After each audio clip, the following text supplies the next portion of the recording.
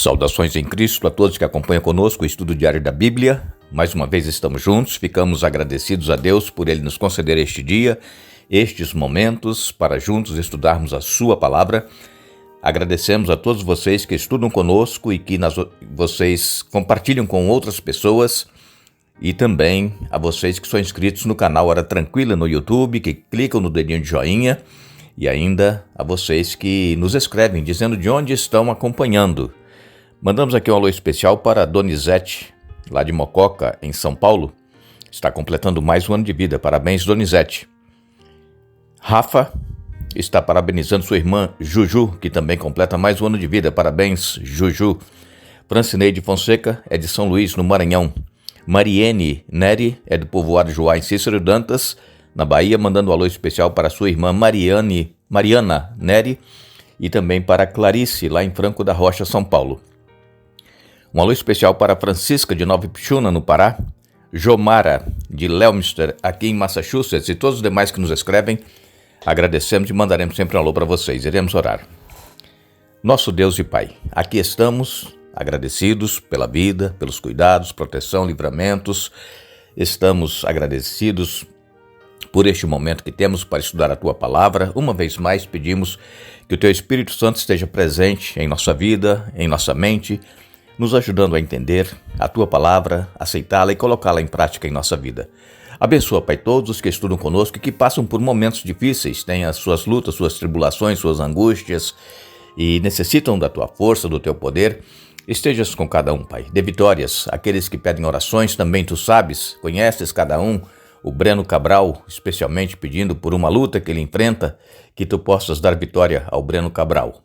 Uma bênção também especial para a Donizete, que completa mais um ano de vida hoje, e também Juju e todos os demais aniversariantes. Que as Tuas bênçãos estejam sobre cada um deles, em nome de Jesus. Amém. Ficamos agradecidos a Deus por Ele nos conceder esta oportunidade e por estar bem de saúde. A voz ainda está um pouco diferente, mas estou bem, a família está bem e agradecemos a todos vocês que têm orado por nós e necessitamos sempre da oração de vocês. Intercedam por nós para que nós continuemos juntos com vocês aqui no canal Hora Tranquila, até assim quando Deus permitir. Nós estamos esta semana falando a respeito de Esther e Mordecai. Eles estavam lá em Suzã, que era a capital do Império Persa, era o império que estava dominando o mundo naquela ocasião. Já havia saído o decreto para os judeus retornarem para Israel, mas muitos não retornaram e inclusive Mordecai também permaneceu ali. E com certeza, Esther, por ser tão jovem, ela nasceu lá no Império Persa, nasceu ali no cativeiro. E ela não tinha assim nenhum relacionamento lá com a terra de Israel. Mordecai não fala aqui a idade dele, mas possivelmente ele também tenha nascido. Por quê? Porque nascido no Império Persa ou na Babilônia, porque o cativeiro durou 70 anos. Então aqueles que foram levados jovens, por certo, a maioria já havia morrido e restavam poucos dos que haviam saído de Israel como cativos para a Babilônia, e então nem todos retornaram. É assim como, por exemplo, eu moro aqui nos Estados Unidos, tenho um filho que nasceu aqui, o Victor, ele está hoje com 10 anos, e ele não tem ligação nenhuma com o Brasil, de vivência, a não ser com os parentes que sempre mantêm contato, mas a vida dele é aqui. Então, se acontecer qualquer coisa, tivermos que sair daqui, o Vitor, com certeza, ele não terá muita vontade de sair daqui por causa que ele nasceu aqui, ele vive aqui, ele tem os seus amigos aqui, estuda aqui.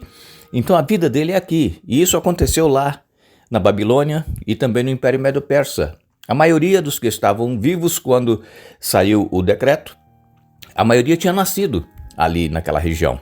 Então eles permaneceram, não voltaram para reconstruir os muros lá de Jerusalém, conforme o decreto. A história de Esther e Mordecai é uma história muito importante para os nossos dias. Por quê, irmãos? Porque nós estamos vivendo num mundo em que estão fechando o cerco contra os cristãos e principalmente contra os que querem andar segundo a orientação da palavra de Deus, obedecer à lei de Deus, fazer a vontade de Deus. Então, o cerco ele está se fechando, assim como se fechou naquela ocasião. Por que o cerco se fechou naquela ocasião? Porque Amã foi constituído como um dos principais no reino do Império Persa e ele estava apenas abaixo do rei. Todos os outros príncipes estavam subordinados a Amã e onde Amã passava, as pessoas tinham que se inclinar perante ele, se prostrar. E ele era considerado como um deus naquela província, naquelas províncias, no reino do Império Persa. E Mordecai, por ele ser israelita, temente a Deus, ele não se inclinava e não se prostrava. E nós, irmãos, precisamos estar atentos a esses detalhes da Bíblia, porque muitas das vezes nós estamos tão envolvidos com os povos, com as pessoas, com os costumes, e às vezes nós fazemos coisas que está indo contra a orientação da palavra de Deus. E Mordecai, ele não perdeu a sua fé em Deus, a reverência e a adoração a Deus, e ele disse que ele não iria se prostrar perante um homem, e não se prostrava. E com isso Amã ficou furioso, ele sabendo que Mordecai era judeu, ele então vai até o rei e faz com que o rei edite um decreto que todos os judeus seriam mortos da província. E vejam que a província do Império Persa era muito grande, ia desde a Índia até a Etiópia. Eram 130 províncias, era um império muito grande. E todos tinham que reverenciar e se prostrar diante de Amã. E todas essas províncias havia muitos judeus que estavam ali espalhados por todas essas províncias. E então, quando Mordecai soube desse edito do rei, ele ficou preocupado, ele rasgou suas vestes, e eu quero ler com vocês aqui em Esther, capítulo 4, a partir do verso 1, diz assim: Quando Mardoqueu soube de tudo o que havia acontecido, rasgou suas roupas, vestiu-se de pano de saco, cobriu-se de cinzas e saiu da cidade, chorando alto e amargamente. Foi até a porta do palácio, mas ninguém que estivesse usando roupas de luto tinha permissão para entrar.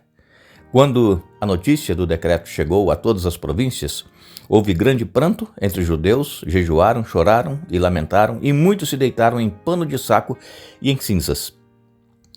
Quando as criadas de Esther e os eunucos vieram e lhe contaram sobre Mardoqueu, ela ficou muito angustiada, enviou-lhe roupas para vestir em lugar de pano de saco, mas ele não aceitou. Então Esther mandou chamar Ataque, um dos eunucos do rei que havia sido nomeado para servi-la, ordenou que ele fosse até Mardoqueu e descobrisse o que o perturbava e por que ele estava de luto. Ataque foi até Mardoqueu na praça da cidade, em frente à porta do palácio.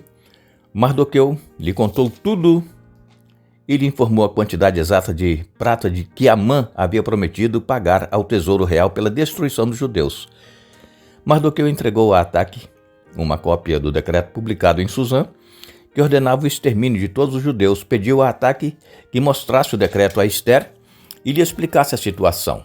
Também pediu a Ataque que a orientasse a ir falar com o rei para implorar por misericórdia e interceder em favor de seu povo. Ataque voltou a Esther com o recado de Mardoqueu. Então, Esther mandou Ataque dizer a Mardoqueu: todos os oficiais do rei e até mesmo o povo das províncias sabem que qualquer pessoa que se apresente diante do rei no pátio interno sem ter sido convidada está condenada a morrer, a menos que o rei lhe estenda seu cetro de ouro.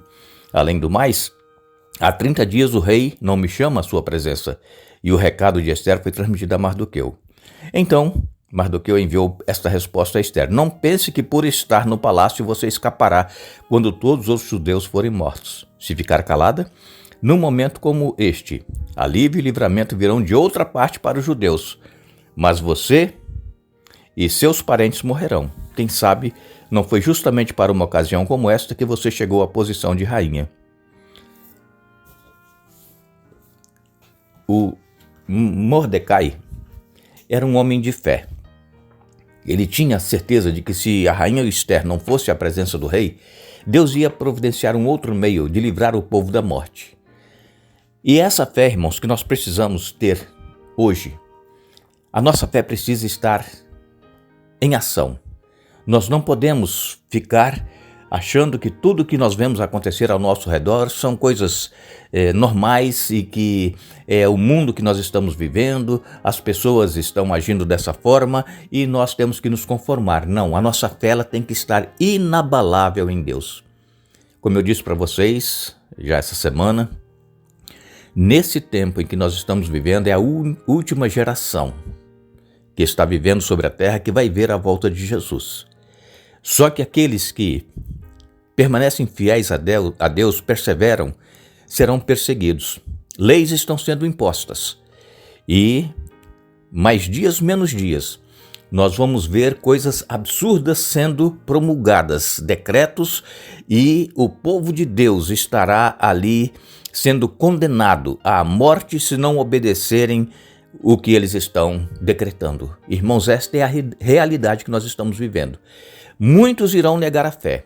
Muitos irão, sob pressão, abandonar a fé de permanecer firmes e confiantes em Deus e fazendo a vontade de Deus, porque vão pensar assim, mas eu preciso sustentar a minha família, eu preciso cuidar, eu não posso deixar que as coisas assim aconteçam, é por isso que eu aceitei. Irmãos, nós não podemos aceitar.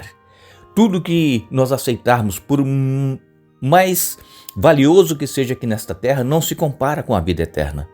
A vida eterna, ela está garantida a cada um de nós através do sacrifício de Jesus. Ele veio, ele morreu por cada um de nós. E ele está esperando uma resposta nossa, uma resposta de fé, uma posição de fé, estarmos ao lado daqueles que permanecerão firmes, inabaláveis e que contemplarão o Senhor Jesus voltando. Ester, ela primeiro disse para que o povo judeu que Mordecai conseguisse contactar, entrasse em jejum, pelo menos 3 dias de jejum, sem comer e sem beber. E ela também, com as suas criadas, iriam jejuar para depois ir à presença do rei. E ela disse, se eu tiver que morrer, eu morrerei. Ela não tinha sido convidada, mas Deus estendeu a sua graça sobre Ester, porque Deus tinha um plano e Deus tem um plano para mim e para você. E ela, ao final do 3º dia, se aprontou e foi. E o rei então estendeu o cetro de ouro, dando sinal de que ela poderia se aproximar dele. Ela não seria morta. Ela tocou com a ponta do dedo ali o cetro que o rei estendeu para ela. E ela então foi aceita e ela pôde conversar com o rei. Mas nós vamos ver esse detalhe ainda amanhã. E eu gostaria que você lesse todo o livro de Ester, são 9 capítulos, para você entender tudo que nós estamos falando aqui. E nós precisamos, irmãos, seguir o exemplo de Ester, de Mordecai, quando nós estivermos para solucionar um problema e que para nós é impossível, é insolúvel, vamos buscar a Deus com fé, com fervor, jejuar. O jejum, ele é importante para nós nos consagrarmos a Deus. A oração é a respiração da alma. Então, irmãos, não busque a Deus somente nos momentos difíceis que você está enfrentando, como se Deus fosse apenas uma emergência, né? Um lugar onde você vai para solucionar o seu problema que você está passando, mas Deus ele tem que ser uma presença contínua em nossa vida. Nós deveremos estar buscando-o continuamente, para que quando nós formos enfrentar problemas difíceis, como esse que Mordecai e Ester estavam enfrentando, Deus ele vai agir em nosso favor. Que Deus nos abençoe, que Deus nos dê um bom dia. Retornaremos amanhã para continuar o assunto da semana, mas não nos esqueçamos. Jesus ele disse, portanto, ide, fazei discípulos, batizando-os em nome do Pai, do Filho e do Espírito Santo. Mateus capítulo 28, verso 19. Que Deus nos abençoe.